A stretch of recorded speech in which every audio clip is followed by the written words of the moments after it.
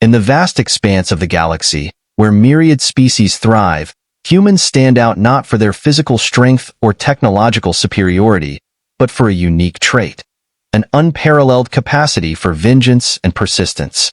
Over millennia, they've evolved into relentless predators, fueled by an unyielding tenacity that knows no bounds. When crossed, humans will stop at nothing to pursue their adversaries, spanning across the stars and dedicating years, if necessary, to settling the score. Despite their relatively primitive technology and outdated ships that struggle to surpass certain speeds, humans command respect and fear. As the alien bartender, well-versed in the galaxy's diverse clientele, warned a group of local toughs, including a gruff Holden, humans may appear unassuming with their worn-out vessels and basic weaponry. However, their capacity for retaliation is chilling, striking fear into the hearts of even the most formidable adversaries. The Holden, while mocking the bartender and absent-mindedly tending to a worn patch on the bar, couldn't help but acknowledge the truth in the warning. He recalled tales of human retribution and the consequences of underestimating their resolve. Despite his bravado, he knew better than to dismiss the danger posed by humanity. Scratching absent-mindedly at the spot where his third eye once resided, the Holden paused, reflecting on the bartender's words. "Look," he said to the group of thugs, "I understand the lure of the job, but if you're going through with it, wait until the humans clear out.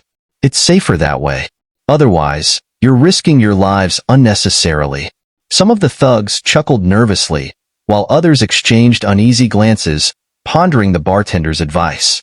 After settling their tabs and departing into the shadows of the frontier city, the Holden watched them go, his thoughts lingering on the inherent danger of crossing paths with humans.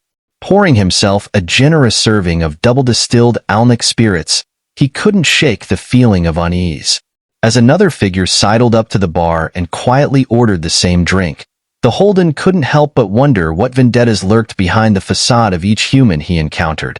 "Looks like they won't be returning here," remarked the individual in the robe and mask, catching the bartender's attention. "Why's that?" the bartender grumbled, emitting a sound that hovered between subdued sarcasm and quiet despair. "They're doomed," the hooded stranger declared, lifting a portion of their mask to take a sip of the potent drink. "They lack patience. They'll cash in their reward elsewhere, where shade work is available. And by this time next month, every last one of them will meet their end." "Why though?" inquired the hooded stranger. The bartender gestured to his empty eye socket, a grim reminder of a past encounter. "A human did this to me years ago. Burned away my eye. Used to perceive ultraviolet. It was essential for navigating slipstream abyssal voids when engaging the FTL engine. Without it, I was one of the best long-range FTL pilots in the sector." "Why would any human do that?" queried the hooded stranger. The bartender's expression turned somber. "Because I made a mistake," he confessed. "Back when I was involved in shade work, I signed on with the Crimson Star Cartel. Not just smuggling or extortion, but truly malevolent dealings. I needed the money, but that's no excuse. I convinced myself I was just a driver, transporting goods. But what I was transporting was perilous: drugs, chemical weapons, and slaves." He paused, feeling the weight of his memories.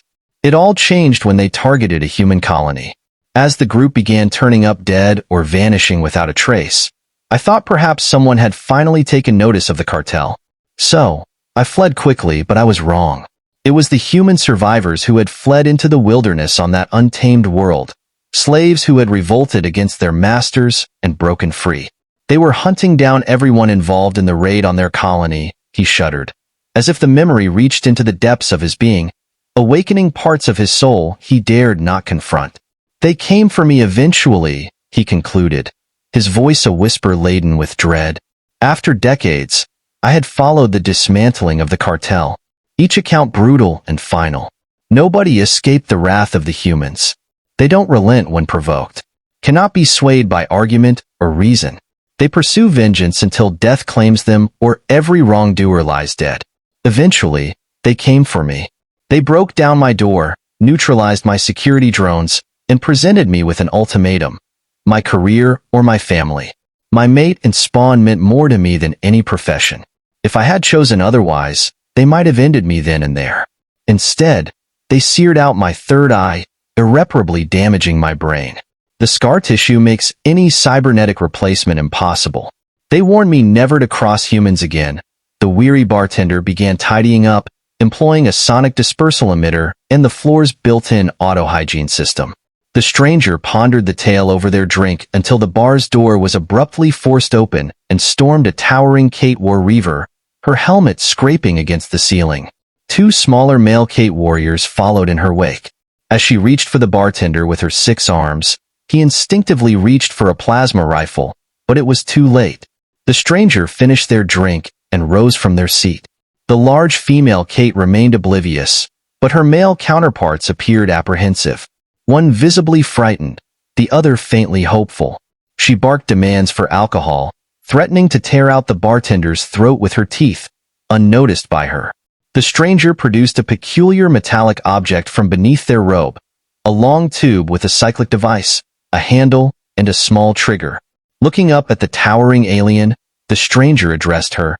"Are you Tessa, daughter of War Tralla, who claimed her most recent male during the ritual slaughter of the Copian world?"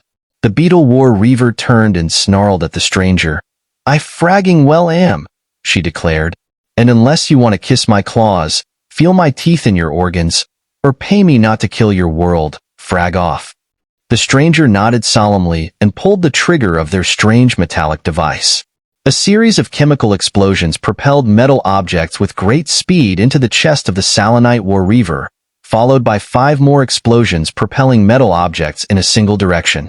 One struck right in the middle of the female's 4 eyes, exiting through the other side of her head, leaving her dead. One of her males fled into the night, eager to escape the wrath of the Kate War cult's reavers, while the other shed joyful tears in his 4 eyes.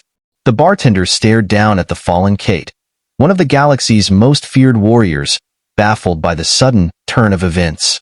The stranger turned to the bartender, removing their hood and mask to reveal a dark-haired, dark-eyed male human. "You know why you don't cross humans," he stated calmly. "We're persistent predators. We'll pursue those who have wronged us to the ends of the galaxy and beyond to exact revenge." The male human then turned to the remaining Salinite and extended a trembling hand. The alien grasped it, pulling the human into an embrace. "Damn War Reaver stole my boyfriend," the human explained. "Took me 2 years to track her down. Set up a legal bounty on her head through third parties that I could access with my bounty hunter license.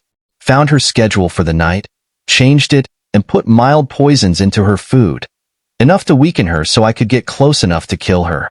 The human looted the dead alien's body for a personal data pad and accessed it using biometrics from the still-warm corpse. He then freed both his boyfriend and the other poor Kate male from the legal debt slavery they had been living in. "Babe, I can't believe the last insane cult of your people actually managed to capture you. You've got terrible luck," he remarked, while the freed alien giggled joyfully, tears of happiness streaming down his face. The human turned to the bartender. "2 glasses of leany and sweet wine, the 251 vintage if you've got it. The year we met," he requested, somewhat in shock over what had just transpired. The bartender poured out 2 glasses of the sweet wine. Thus, the human and his alien boyfriend celebrated their long-awaited reunion together.